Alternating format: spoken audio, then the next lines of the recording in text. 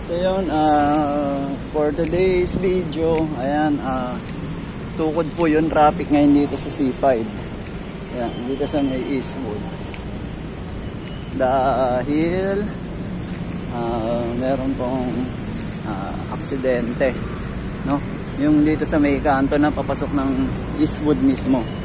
Ayan, nakabalagbag yung 10-wheeler dump truck. Ayan. So talagang walang makapasok sa Libis. Walang makapasok ngayon. So ang layo ng iikutin mo, i-U-turn ka ron. So yung mga kakaliwa papasok ng Libis, wag na kayong tumumbok dito. Doon na kayo pumwesto sa may bandang prosinto.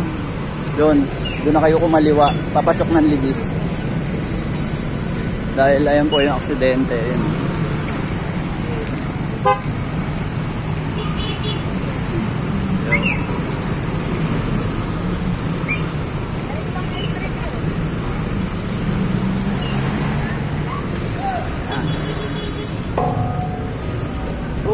Grabe ang traffic.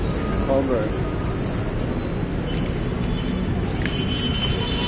So may karga po itong truck na to ng mga buhangin.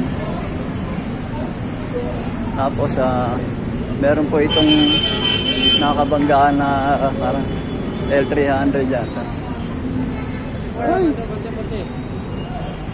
Ay grabe.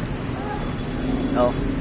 Ay, ito po yung sasakyan na nabangga ng truck na L300. Parang abrelata na, oh. So, hey! Malamang di naman yan. Mabubuhay yung sakay niyan. Ay! Takot. Nakakatakot.